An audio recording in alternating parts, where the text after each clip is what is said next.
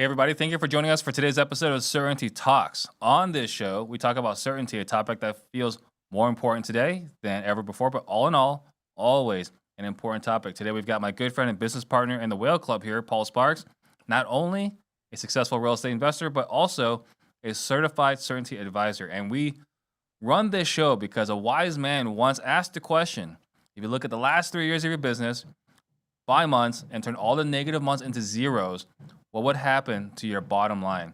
That wise man is Dan Nicholson, a mentor to myself and Paul. And we're here to achieve financial certainty by rigging the game in your favor. I'm also on a mission to create 100 millionaires. If you do everything we talk about on the show, you can be there in the next 5 to 7 years. If you'll take consistent action, you'll become one. Now, if you get value today, please share this episode right now. That way we can all grow together. And throughout this show, you're going to hear us speaking just a little bit differently, slightly different language and verbiage. Might cause some confusion. That's okay. Keep the loop open. Don't try to Google this. Just be receptive. And, please just write your takeaways in the live chat. And after the show, put in your 6-word update in the comments below. So today we're going to be talking about the danger in seeking consensus. But before we do that, let's jump into 6-word updates. You want to go first, Paul? My 6-word update is long week, need time to recharge. So, we flew into Tampa for the Collective Genius event on Sunday, first thing out, flight out Sunday morning. Those are just packed days of, information and networking. And so Sunday, Monday, Tuesday, Wednesday, all sorts of networking. Thursday, I got back to just all the pile of stuff that I had to take care of. It's a long day there. And then all day today, I was at a conference where they're talking about mass timber, which is a pretty cool innovation in building materials. It's like a replacement for concrete and steel and cool stuff like that. A buddy of mine wanted me to come. So yeah, just putting out a lot of energy this week, and I'm looking forward to recharging over the next couple days. So Gotcha. how about you, Steve? For me, the 6-word update is people think they're not most people. And so when we're judging all these other people, we fail to recognize that we're included in that group of people that we're judging, which is really kind of why we're talking about the danger in seeking consensus. So, Paul, danger of seeking consensus. What is that about?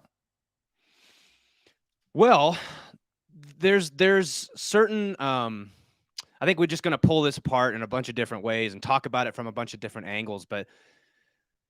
We've been taught a lot of our lives to go out and ask for advice, right? We want to do something. And what's the first thing that we do is we go out and we ask a couple people, what would you do? Well, if you were me, how would you handle this? Or, if you're going to get into real estate, how would you approach this? And, this is a concept that only recently I learned from Nick and Dan and through taking the CCA and reading the book, Rigging the Game, around the concept of playing your game. And when we seek consensus too early in the process, a lot of times that's just we're compensating for the fact that we haven't really clearly defined what we want in life. So we just go to somebody else to try to say, what would you do? Mm-hmm. I mean, Steve, I'm sure you've had countless number of people come to you and say, Steve Trang, if you were me, what would you do in real estate? And there was a time where I would have just prescribed. I would have just, it's easy. I'm glad you asked. You came to the right place. And I would just start telling them what to do. I mean, it was probably the worst for me when I was helping people make valuable, really significant life decisions, right? As a realtor, I'm showing you some houses. It's like a 50-50, like which way do you want to go? I'm like, Steve, which one should I buy? It's like, this is your house. It can't get any more personal than your house and your family and all your life decisions. I can't tell you which kitchen to create memories in.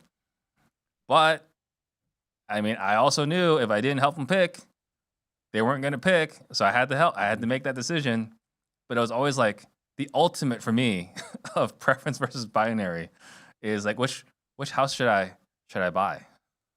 Yeah. So you said preference versus binary, and that's the second wealth commandment that we talk about. And what does that mean to you? We talk about preference versus binary in the past. Is that there are things that are either true or they're not. fairly binary, and then preference is What would be an example of that? well, is the sun up? Mm-hmm. Right? Is the sun up? Are we live on YouTube right now? Which can be true or false depending on when you listen to this, right? Sure. Did we have a? I guess not. Did we have a good event today? But these are just factual. You can Google it, right? Mm-hmm. Or you can chat GPT it, depending on what you want to do today, right? But there's an answer out there that's a right answer, right? What's 2 plus 2? I would say it's always been 4, but given Common Core and everything else today, who knows? But that's binary.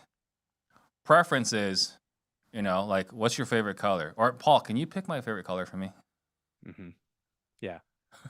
and it depends, right? It's the preference question comes down to like, well, it depends every single time. What color is the sky? Well, it depends. Well, yeah. I mean, maybe that's not the best answer. That's the one the question I've used in the past. Well, the sky's blue. It's a right or wrong answer. Mm-hmm. But when you ask somebody, what's my favorite color? A lot of people are quick to give advice, right? They're quick to tell you, well, your favorite color should be blue. Your favorite color should be green. But I mean, most people, Paul, the favorite color is blue, so yours should be blue. Right. According to research. Yeah, but so the danger in seeking consensus is that you're asking someone to make a decision, to give you advice on something, and they don't really have all the information, right? I mean, let's both agree, because we'll frame this around real estate. Mm-hmm. Is there a right or wrong way to do real estate? The beauty in real estate is that you literally can create a business that's actually catered to your personal preferences. So, right. I started as a realtor. I read I read Rich Dad Poor Dad. So I was like, oh, passive income is the way to go. And then I meet a real estate broker. It's like, oh, that's fascinating. Let me become a real estate agent. And after about 10 or 11 years of abuse, it's like, you know what? Actually, I like this flipping houses thing better. And then after that, it's like, you know what? Actually, I like this wholesaling thing better.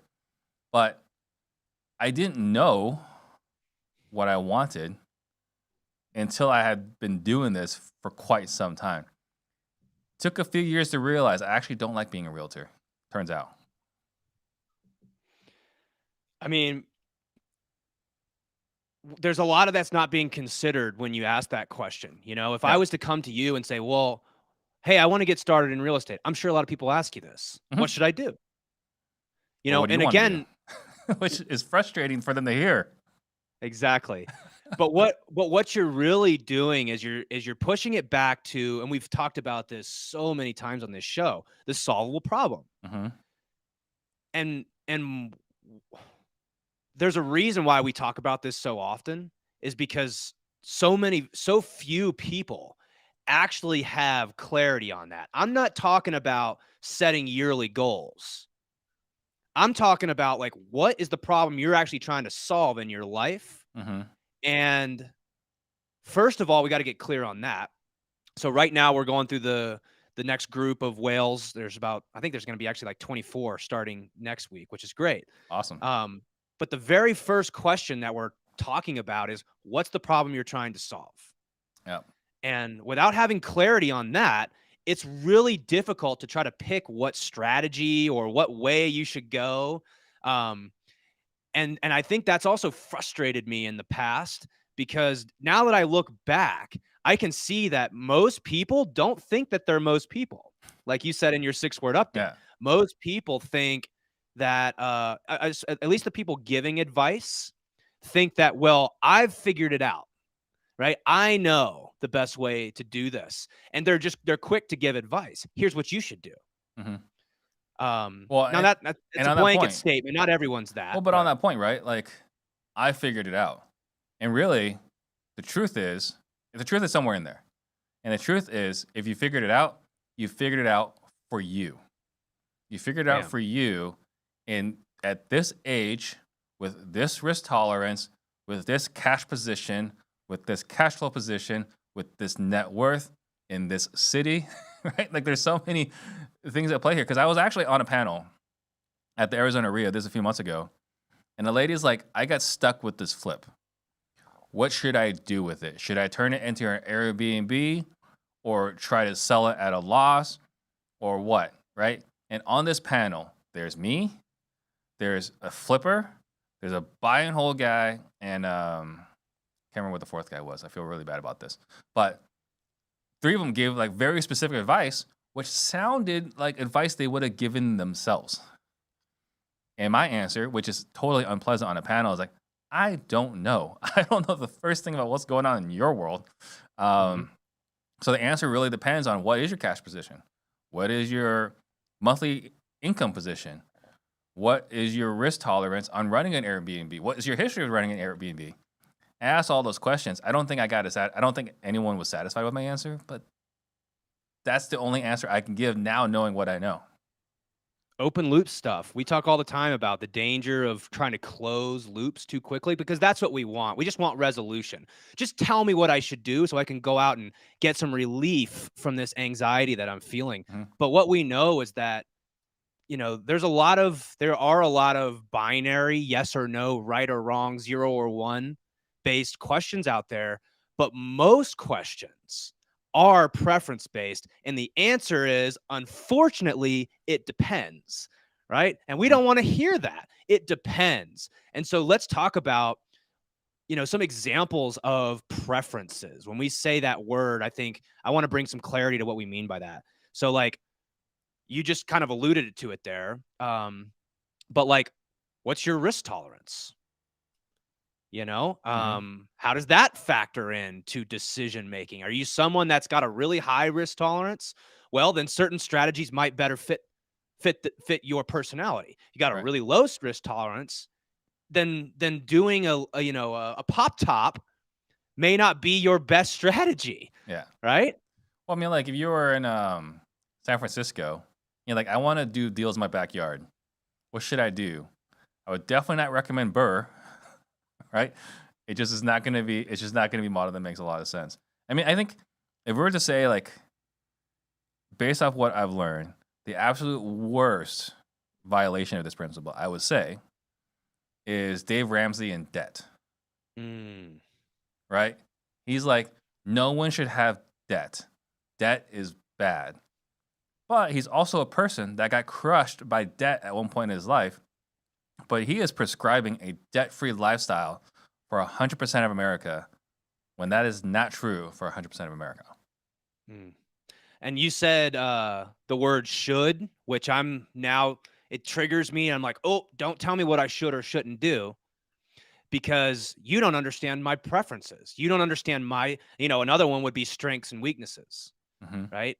What are you good at?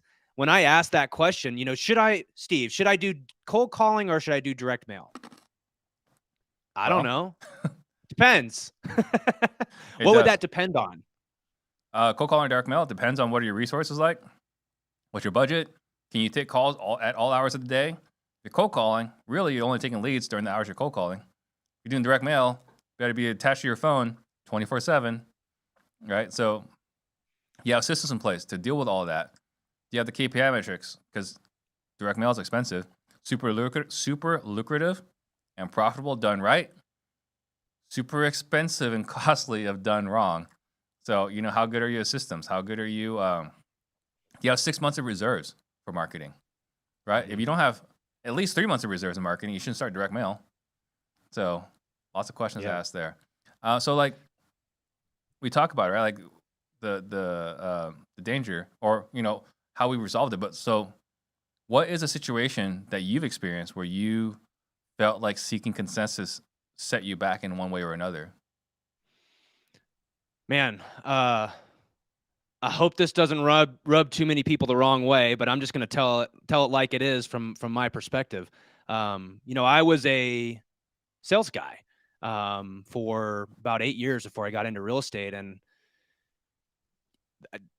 my strategy was always to get 1 or 2 deals every single year. And like, it drove my managers nuts because I would make my entire quota in 1 deal. Bam.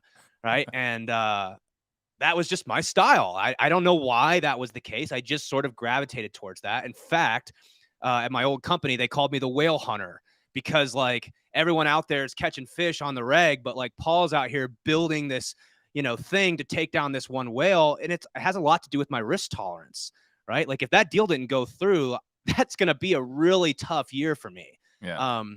But that's how I approached business. And for right or for wrong, that was a preference for me, right? It depends. Is that the right way to do it? Well, it depends. It worked for me. I was very successful doing that. And so then I got into the real estate game, and I had a couple guys. Actually, I bought a house from a brand new townhouse, and I got to meet the two guys that built that house. And I was just blown away by not only by the product, but also by them and their expertise and their abilities to do what they do. And so I said to myself, well, I want to figure out how to get into business with those guys. What is it that they need? What can I add value to? And of course, there's really only there's three sides of the real estate deal triangle. And so you've got sourcing, who's finding the deal. You've got funding, who's bringing the cash. And then you've got operations, who's running it and managing it and doing all that. It's like, well, I don't know anything about operating a construction project. So that one's out. Can't really do much there. But I do know how to find deals, and I'm pretty sure I can raise money because it's sales, right? So what did I do? I went out and I started kind of trying to find deals, trying to find capital. And then I got around a bunch of folks who were doing businesses that were really high volume, and got into, a mastermind. Again, Collective Genius has been fantastic for me.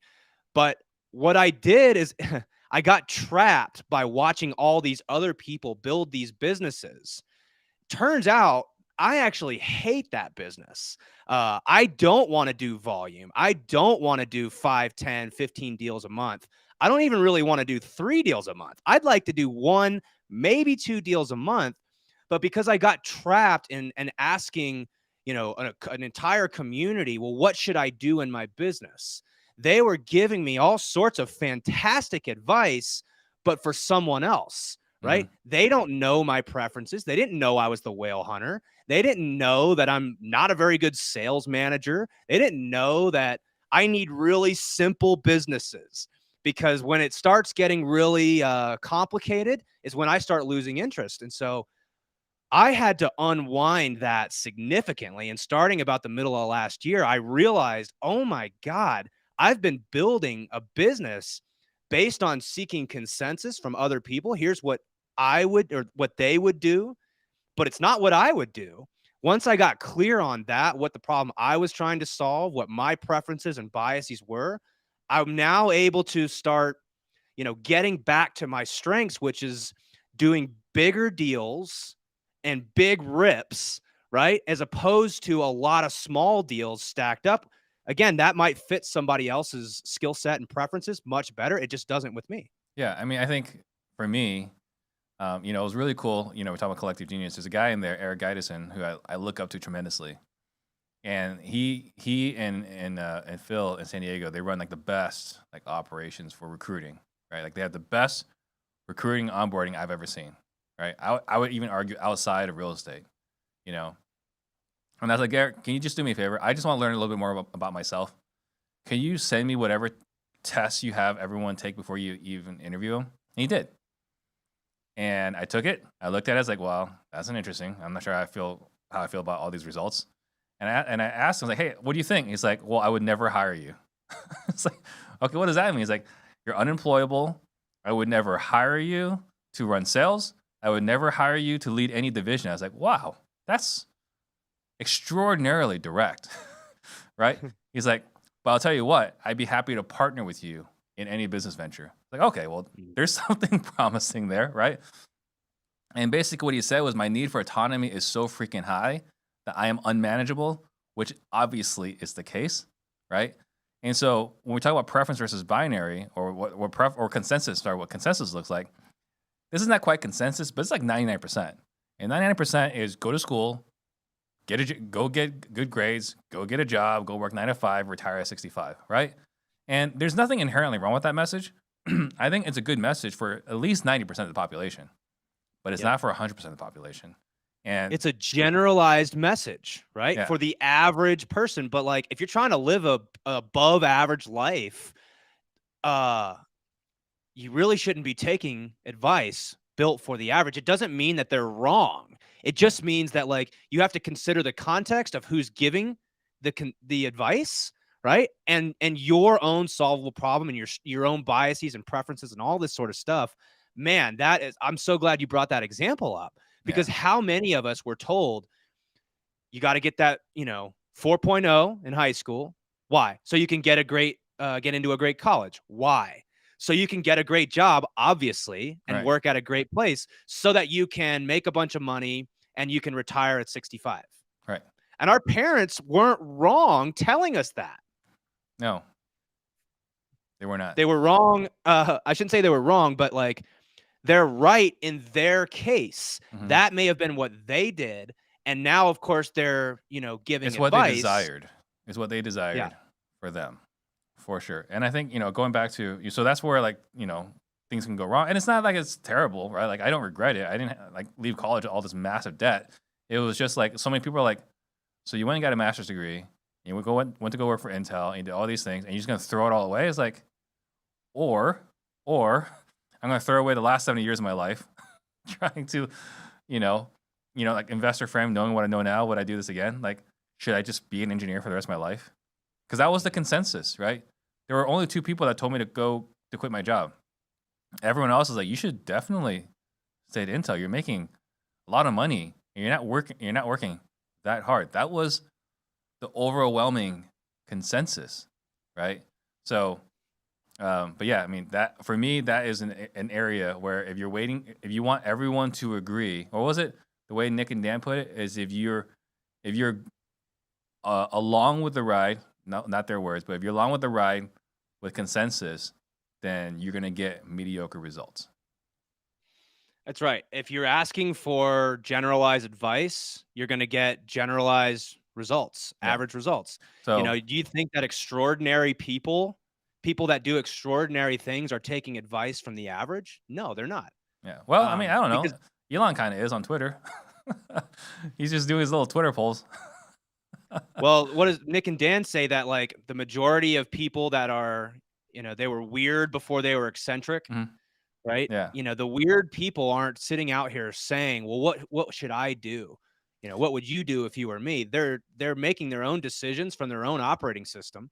And then they're seeking consensus after they've, kind of determined their own solvable problem, determine their own preferences and biases and things like this. I know we use those phrases all the time.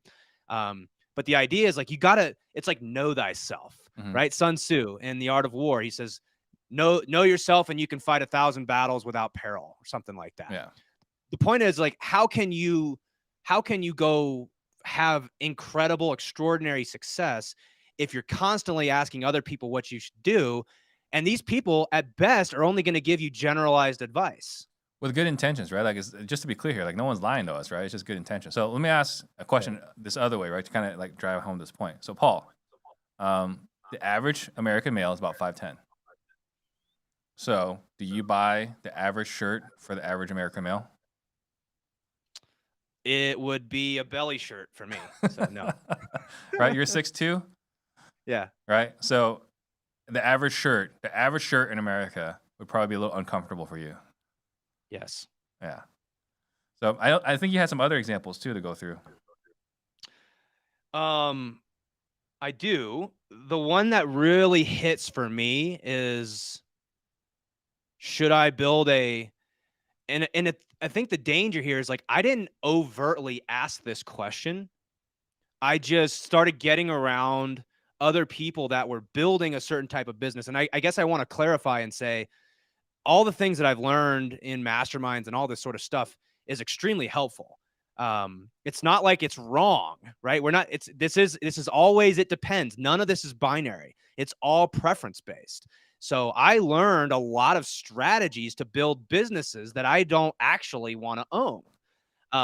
And so, that question of, well, should I try to build a volume-based business around, wholesaling, novations, retail, all that type of stuff? Or should I build a home run hitting type business? And the answer is, of course, it depends. And let me say one more thing. It's not all or nothing, right? It doesn't have to be this like, well, I'm either doing this or I'm doing this. Um, there's levels to this, man, Hmm. you know? Yeah, no, definitely. And I think that was actually something I was going to ask, right? But you already touched on it. But like the mastermind is super valuable. I would attribute a good, healthy chunk of my success to being in a mastermind.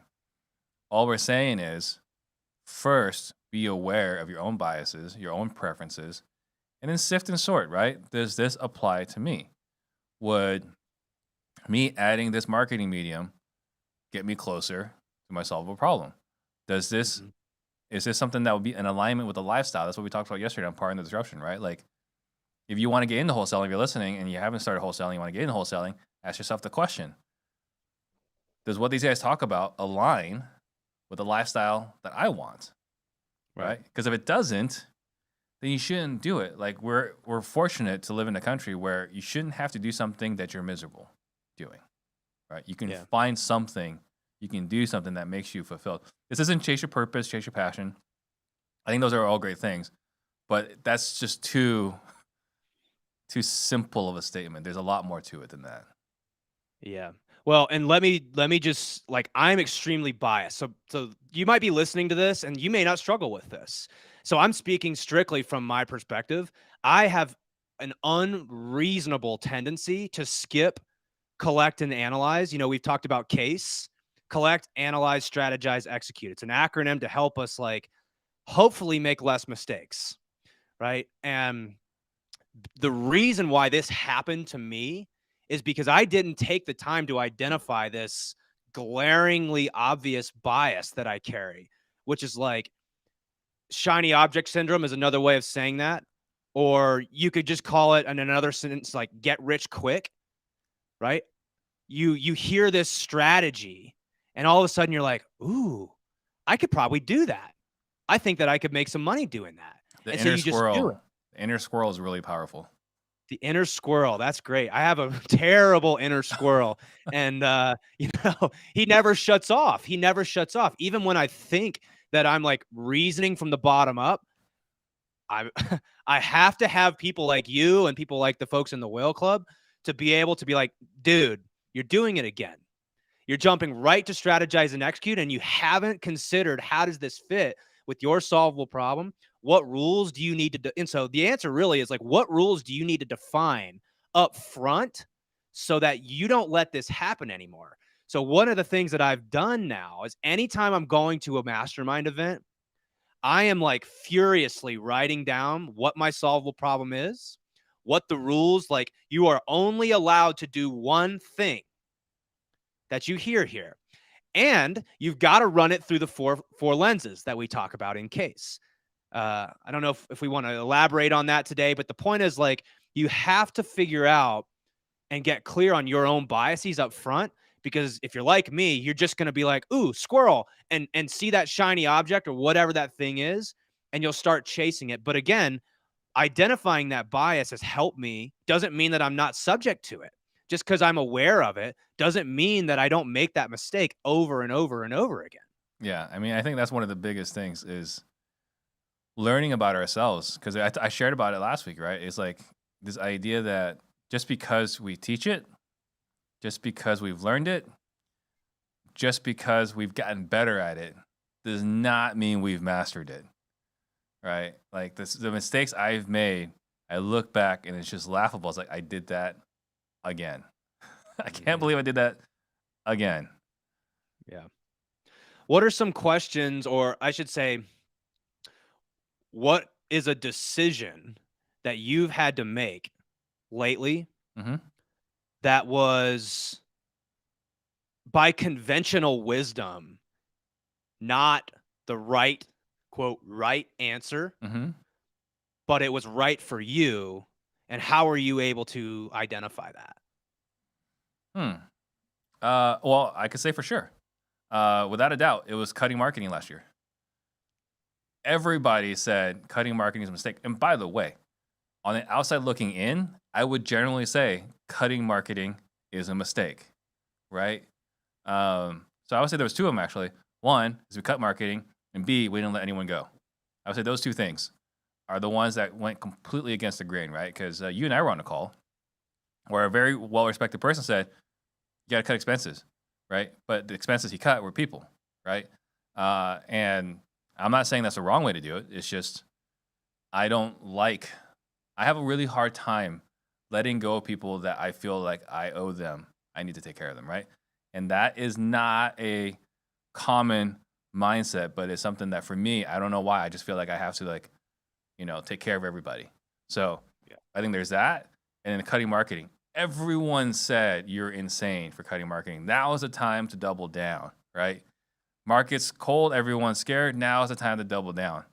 Well, for me, I'm at a point where until I met you, right? Until I met you, if you look at the risk bar, the slider on risk, it was at 99.9999, right? The only time I'll ever say no is if there's a possibility of death, right? Like, Total, complete devastation and ruin. right. So I won't jump out of a plane. I'm not going spelunking. I know we can reduce the risk, but it's not zero, right? There's a non-zero chance of dying, right? So if I'm going to take a risk, I'm going to go for it.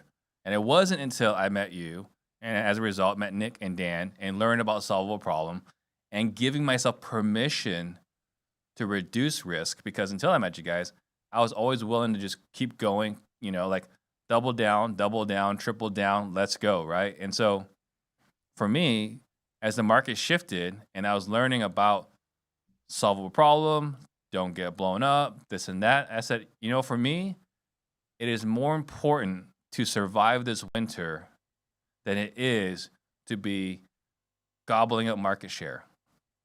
But if you talked to me a year and a half ago, I guess 12 months ago even, I would say double down. Down market is the time to increase market share. What was it? It's burn the boats. It's, fire everything. Like, let's go. Right. So it's just, I would say that is where I'm definitely going against the grain. And consensus is do not cut back on marketing, double down. That's really good. And so the second wealth commandment is that is preference versus binary. We have to remember that. But the third is that every decision has an infinite number of trade-offs. And what that means to me is that when you choose to do one thing, you're eliminating a whole infinite number of possible things you could have done with your time or resource or whatever it is. And I want to sort of tie this trade-off conversation back into the timer acronym that we've used. So for those that aren't familiar with it, we use an acronym, and that's actually A timer. So A is attention, time, influence, money, energy, and reputation or relationships. And so when we make decisions on quote right or wrong, what you're not counting for is are the other currencies that are there. It's not all about money, right? Some Nope. of us value our impact or our relationships in a different way than other business owners might. Sounds like, and I'm labeling you here, Chris Voss, I learned this technique from you. Sounds like what you're saying is that you valued longevity and being able to take care of your people more than you did the profitability potentially of that particular organization. Yeah, the essence of people over profits. Right.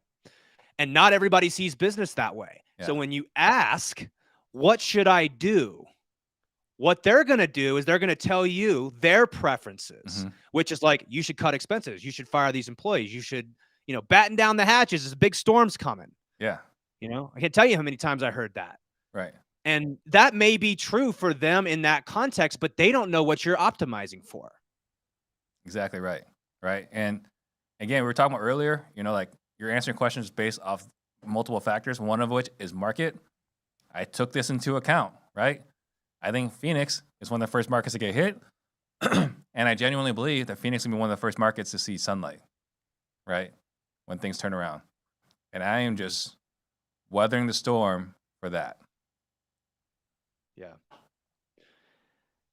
How about, there's a lot of guys and girls that get into real estate through the single family residential route, right? We come in, there's a lot of reasons I think why a lot of people do that. One, for me at least, it was a low barrier of entry. Like I can get in and I can start slinging deals and we can get going.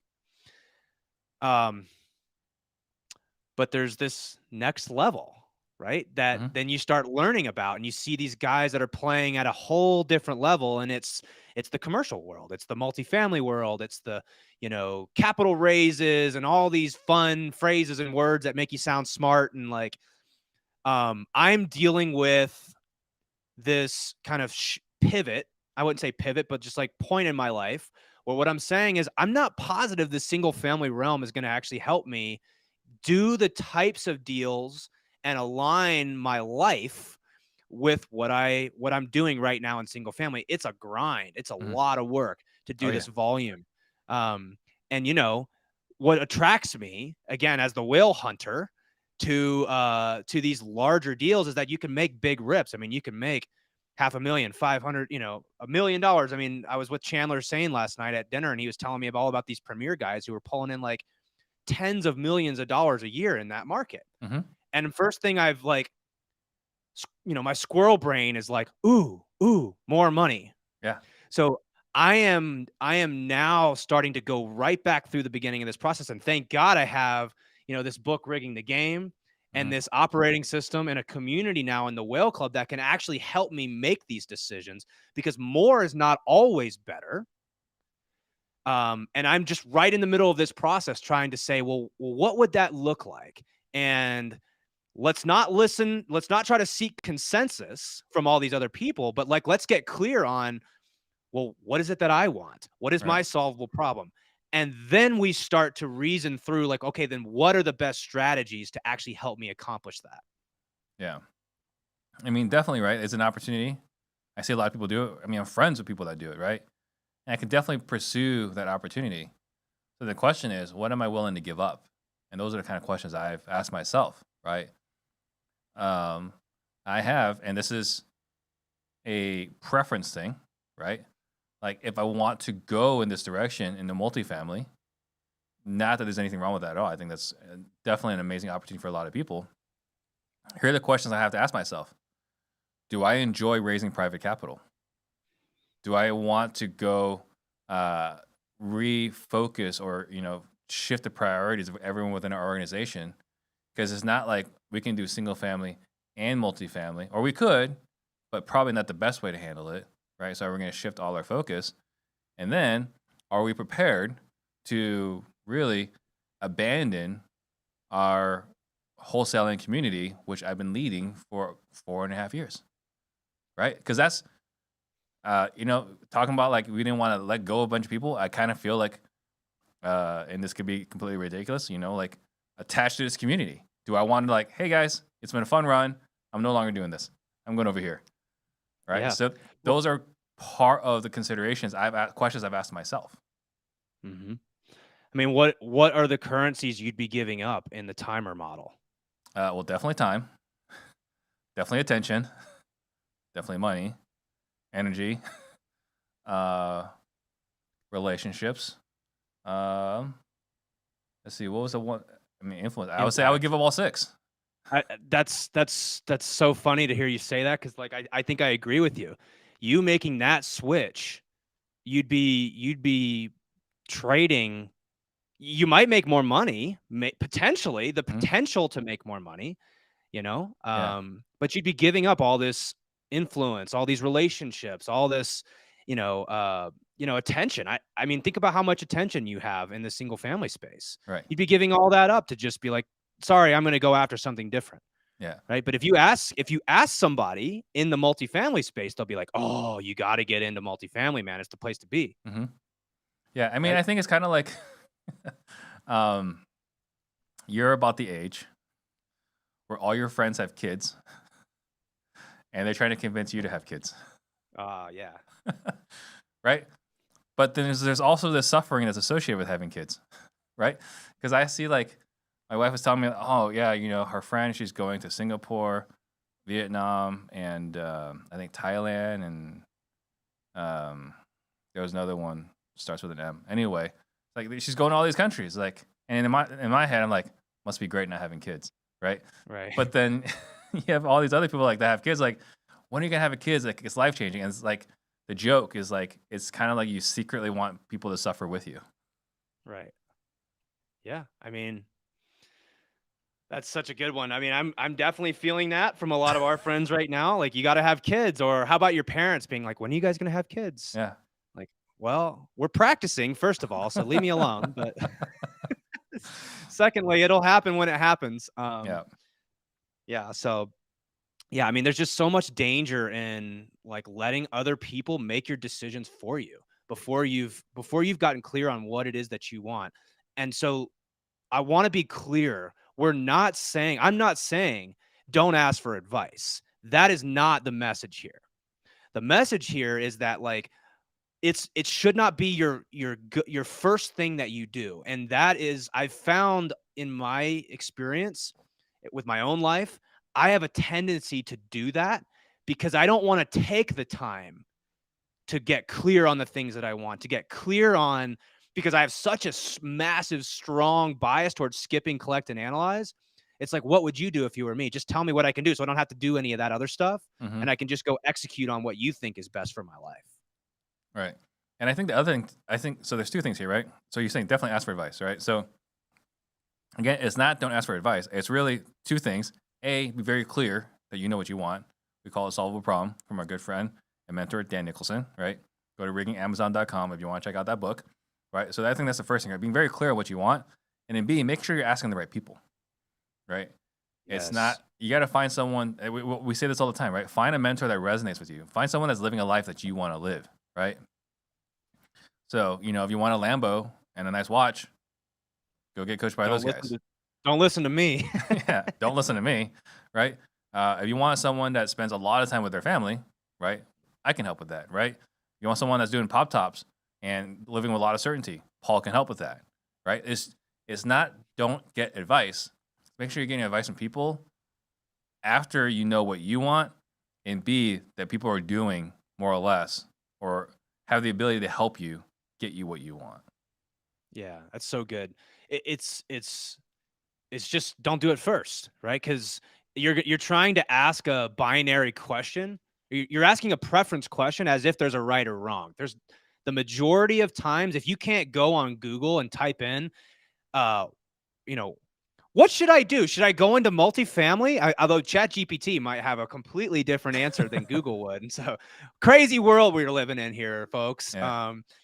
But yeah, seeking consensus is all about, the root of that is not getting clear on the things that you want and asking questions as if there's a right or wrong answer. But almost always, it depends on what you want, depends on your strengths, depends on your risk tolerance. I mean, there's an infinite number of things that must be considered here.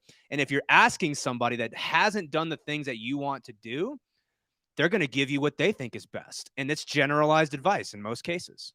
You know, this is going to be kind of ironic here, but, you know, I'm going to insert it here. If you guys are interested, you know, as far as like, we have a community where we're going through these exercises together, right? It's the Whale Club. So, you know, if this sounds like kind of conversation you want to be a part of, you can fill out the wait list in our Google and our YouTube description, or go to realestatecertainty.com, right? So if you guys are interested in having these conversations even further.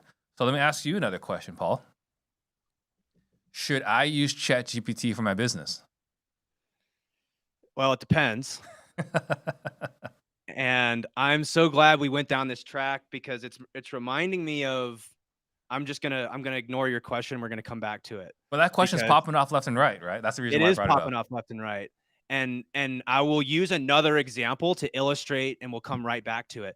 I can't tell you how many people know us, or they know me oftentimes as like blockchain, right? We do some stuff in the blockchain world. And so I would be a millionaire if I had a freaking dollar every time somebody asked me this. What coin should I buy? Yeah. And I'm always like, well, it depends. And then they're like, that's not the answer I was looking for. Yeah. Just tell me what coin to buy and when moon, right? Yeah. And it's like, asking questions like that just goes to show that the majority of people want to skip the collect and analyze phase and just tell me which coin to buy. So back to your Chat GPT question. Should I use Chat GPT in my business? I don't know. What problem are you trying to solve? Right? Yeah. And the point is we've got to reason from the bottom up. We've got to stop reasoning from like, here's this thing. Should I do it or not? I have no idea. What does that have anything to do with you? What does Chat GPT have anything to do with you and your life? It probably does, but like, let's answer those questions first. Yeah. So I ask myself, and let's run through the exercise. One of the things that I want in life, my solvable problem, I don't think I've shared this on air. I really only share this inside the Whale Club. I'm happy to do it, is to get $350,000 a year with working less than 20 hours a week, work anywhere I want, whenever I want, so that I can play business as a sport. Because I love technology. I love doing deals. I love partnering with people. I just love playing business as a sport. Okay, cool.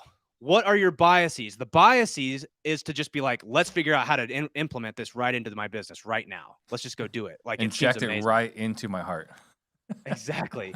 So, okay, slow down there, Turbo, right? Slow down. What are your biases and what are your preferences? Well, I am trying to design a business that I have to only work at 20 hours a week. So does something that can help me automate a lot of my processes, does something that can help me potentially automate a lot of my sales and outbound, prospecting, marketing, would that help me get closer to the things that I want in life? Yes, it would. Okay. So now we talk about, well, you're going to do something new. Do we have a preponderance of data? I'm just flying through the tools right now. Mm-hmm. So if you guys haven't heard all this, it's like, I get it. You probably aren't familiar with this, but go back and listen to our other stuff or join the Whale Club and you'll find out. Yeah. But the point is like, well, do we have a preponderance of data? No, we don't. This is a brand new technology. So what do we do absence of preponderance of data? We take micro steps. It means, what can I do to take really small steps to see if this is going to add value to my business, to see how it might incorporate? So what am I doing? I'm just fiddling around with it. Like, I'm playing around with it in my free time. I'm using it to write newsletters. I'm using it to generate random texts that I can send to sellers and different things like this. Chandler and I were talking last night about how could we get ChatGPT to tell us what areas of town are zoned for a certain thing, right? And then how does that lay in with the future land use plans for the city, so we can figure out, hey, this is zoned R2, but they want it zoned R3.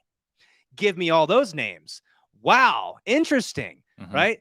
So we're not going out and just like gangbusters have been installing this all over our business. We're trying to take micro steps and understand how to get feedback first. Yeah. I think you probably just started another squirrel epidemic with that last one. Yeah, probably so. So hope. Sorry, I love technology, man. I'm telling you, blockchain, ChatGPT, AI. I was just at a mass timber conference today. If the squirrel brain isn't obvious to you guys by now, like classic stuff from Paul, constantly chasing the next thing, but now at least I have like some filters to run it through. Yeah, that might be cool and all, but how do I actually make use of this to help me get closer to the things that I want? That's really the frame that we need to have when we're considering anything new. Yeah, and this kind of goes back to what we were talking about last week, right? Like, Paul and I have a bias towards taking action, and there's nothing wrong with a bias for taking action. There's nothing wrong with having a bias for not taking action, right? All we're saying is that if you're like us, we have a bias for taking action and leaping before looking. There's a few things we suggest you look at first. That's really all we're talking about here, right?